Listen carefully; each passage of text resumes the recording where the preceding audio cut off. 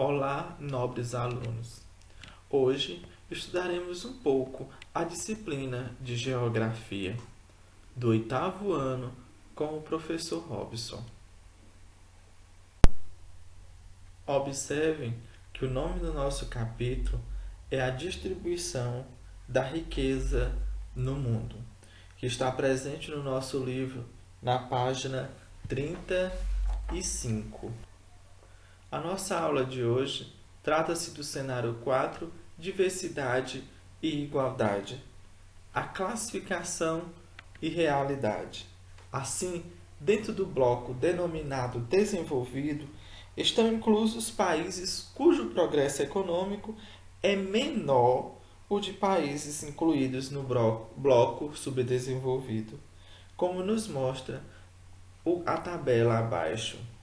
Nessa tabela, podemos identificar que tem alguns países, o PIB, que é a classificação deles, que é o Produto Interno Bruto, em milhões de dólares, e o IDH, o Índice de Desenvolvimento Humano. Observando a tabela, alguns países tradicionalmente são classificados como desenvolvidos, que apresentam desempenho econômico inferior ao de países subdesenvolvidos.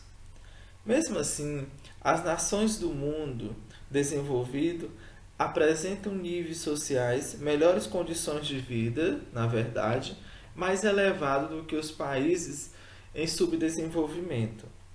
Assim, podemos identificar que nem todos os países considerados ricos apresentam o mesmo nível de desenvolvimento, assim como nem todos os países subdesenvolvidos apresentam o mesmo grau de pobreza. Observe que no Brasil o PIB é de 2.442.908 e o IDH é 0,718. Então nós somos um país em processo de desenvolvimento, um país emergente. Não somos um dos melhores países do mundo, mas o nosso IDH não está tão distante do 1, na verdade, em relação aos outros países que estão muito distantes deste número, destes cálculos. Em relação ao tópico onde o norte e o sul se encontram, nós temos um gráfico. Neste gráfico, é os países mais desiguais do mundo. Ele apresenta as desigualdades de renda em diversos países do mundo. E fica claro que a riqueza é mais concentrada em países subdesenvolvidos. Assim, é mais interessante observar que os países desenvolvidos vêm sofrendo, desde o início do século XXI, um avanço continuado de concentração de riqueza. Então, veja conforme o gráfico. O que tem menor IDH para os que têm um pouco melhor do IDH, que se trata da África do Sul e do Quênia. Então, ambos países da África em situações diferenciadas. Mas existem outros países em relação a essa classificação, como é que eles são se encontrados. O fato é que essa realidade de igualdade ideal na distribuição de riqueza foi escolhida sobre um manto de prosperidade e desenvolvimento econômico, mesmo dentro dos países desenvolvidos. Então, mesmo em questão de prosperidade, tem países subdesenvolvidos que são mais ricos do que aqueles que têm os melhores IDH. Veremos agora o conteúdo de desigualdade planetária. Analisando o espaço planetário, nosso planeta, nós identificaremos que o nível de desigualdade varia de um país para o outro. E os países que apresentam taxas menores de desigualdades são os escandinavos. Esses escandinavos, países que nós podemos citar, trata-se da Suécia e Noruega, porque eles têm os maiores níveis de desconcentração de renda. Do lado oposto estão os países africanos, nos quais a riqueza é escassa, pouca e concentrada em uma pequena parcela da sociedade. Assim, nós podemos identificar que há países, entre eles, chamados de subdesenvolvidos, como mostra o gráfico a seguir. Neste gráfico, observamos a desigualdade global do Banco Mundial. O Banco Mundial é uma organização internacional que surgiu na Conferência de Bretton Woods para atender às necessidades de financiamento da reconstrução dos países devastados pela Segunda Guerra Mundial. Observe que de vermelho são os países com desigualdade dentro do seu próprio país, aqui numa escala de 30 a 80. O de amarelo são os países com desigualdade entre eles. Aqui os de amarelo, veja que tem uns com 80, outro com 65, ou seja, 70. A renda dele há uma desigualdade dentro e entre os países. Assim, também nós observamos que existe uma reta, uma linha de azul. Nessa linha, demonstra que é o índice de Gini. Esse índice de Gini trata do coeficiente, que é um dado estatístico criado em 1912 e utilizado para medir a concentração de renda em um determinado lugar. Esse coeficiente estabelece uma nota entre 0 e 1, em que 0 indica distribuição igualitária de renda e 1 aponta que apenas um restrito número de indivíduos concentra a renda total do local. O coeficiente de Gini recebeu esse nome em homenagem ao seu criador, o italiano Corrado Gini. Localizada na Península Escandinava e com uma população aproximada de 9,2 milhões de habitantes, a Suécia é um dos países onde a distribuição de renda é mais igualitária. Então, observe aí a imagem da Suécia, onde um dos países que é mais igualitário. O tópico agora é a Grande Compressão. A Grande Compressão trata do crescimento econômico que acarretou uma ampliação da quantidade da mão de obra industrial. Entre esses trabalhadores que sofriam com baixo poder aquisitivo, e baixo poder aquisitivo trata-se de pequeno poder de compra, mas há uma falta de seguridade social. Essa seguridade social é um conjunto de políticas sociais para amparar e assistir o cidadão e sua família em situações de desemprego, doença ou velhice. O medo do desemprego e de outros problemas que acarretou a Seguridade Social. A sociedade começou a se organizar na forma de sindicatos e partidos, os quais pressionavam o Estado por uma redistribuição de renda mais igualitária, mais acessível para todos. E assim, com a pressão dos trabalhadores organizados e o medo dessa explosão socialista, fizeram com que governos de diversos países desenvolvidos criassem programas de desconcentração da riqueza e redução da disparidade social. Assim, nós temos como exemplo na Europa, que criou o Estado de Bem-Estar Social, esse programa. E o que é que consistia? Consistia numa melhor distribuição de renda estatal. Nessa distribuição, o que é que tinha direito? A taxa de impostos é elevada principalmente para os mais ricos. E todos os trabalhadores gozam de benefícios sociais, com bons salários, serviços públicos, como educação, saúde, da qualidade e aposentadoria garantida. Tudo isso que eles começaram a conquistar, a ter direito nesse tipo de organização que a Europa criou, este programa, esse sistema, conhecido como Estado de Bem-Estar Social.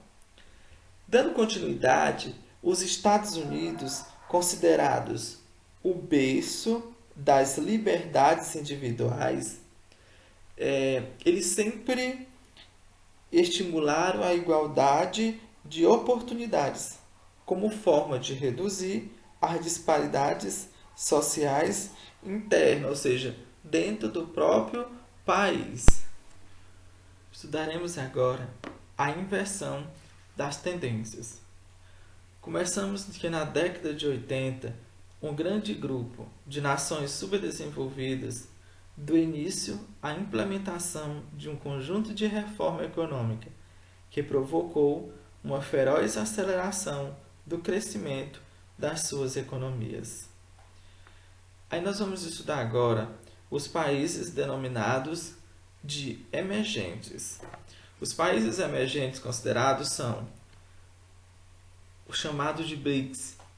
BRICS são os países que passaram a apresentar um crescimento econômico mais acelerado que os dos países desenvolvidos, provocando uma redução das desigualdades entre os países.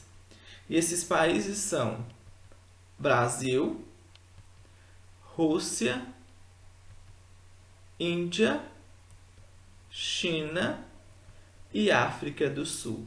Então forma os BRICS. Tá? Os BRICS, formado por esses países, é um grupo econômico de cooperação que reúne países com economia emergente em um estado similar. O crescimento da economia dos países emergentes passou a gerar uma grande quantidade de empregos, elevando o consumo interno e, consequentemente, ampliando os lucros da elite empresarial. Esse fato marca a dupla realidade. Se, por um lado, excluídos sociais passaram a ser incorporados à economia, ou seja, inseridos a fazer parte dela, por outro, o fosso social foi ampliado pelos lucros gerados por eles e abocanhados pelos mais ricos.